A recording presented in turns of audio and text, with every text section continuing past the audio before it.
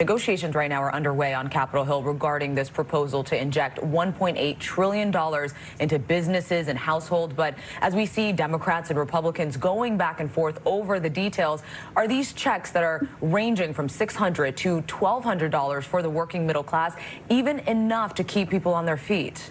It's really not enough, and a lot more needs to be done. We have to look at what the core issue is, and the core issue is people are losing their jobs. So we really, the problem here is to preserve the jobs, not necessarily send people checks. So I don't really think that this is going to solve the problem. It may help if they can get it passed, but they really need to redirect help towards the small business owners and the employers. And this crisis has pushed the stock market into turmoil. We saw stock futures hit limit down as soon as they opened.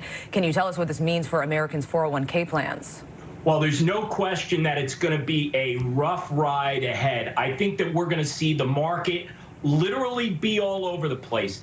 This stock market is very, very headline sensitive, and I'm not so sure whether we're going to be getting a lot of positive headlines, at least in the near future. So I think as far as people having their 401ks, they're going to have to relax a little bit and ride out the storm, because we are really in uncharted territory here. Definitely. And we heard President Trump say a recession is likely. Now, given the abrupt halt of businesses and personal activity, and at this rate, do you see the situation possibly even turning into a depression down the road? Or can you see the economy turning around? I don't think that there is any doubt that we are really going to have some trouble ahead.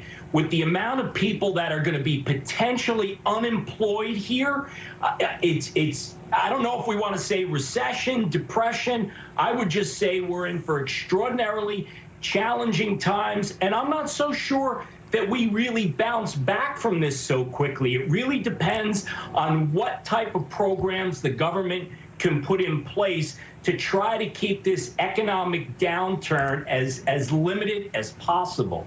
And is there a possibility to recover some of the loss of economic activity? I think it's going to take a long time to recover from this. If we are going to be down for a 10 or 12-week period where people can't leave their house, I think it's going to be a really, really long road if we're in that situation. And lastly, can you touch on some of the realities that wage workers, for example, are facing given the uncertainty of the situation? Hourly employees particularly are going to have a difficult time getting through this, because generally speaking, those are the people that are the first to go. So now, no work, no pay. How do they survive? It really goes back to the point I made before. We need to figure out how to have these businesses not close. And my concept of that, especially if the federal government wants to support this, is to have business interruption insurance that is generally not covered by a virus. Have the federal government guarantee that interruption insurance. That will keep businesses running. That will keep employees getting paid. I think that's our best route here.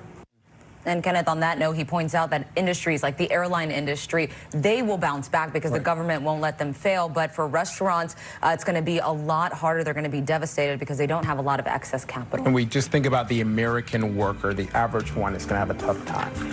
Do you see industries that have been hard hit, like the restaurant industry, as well as the airline industry, even surviving something like this? Well, I think the airline industry is going to come back, because that's a large industry, and I don't really believe that the government is going to allow them to fail.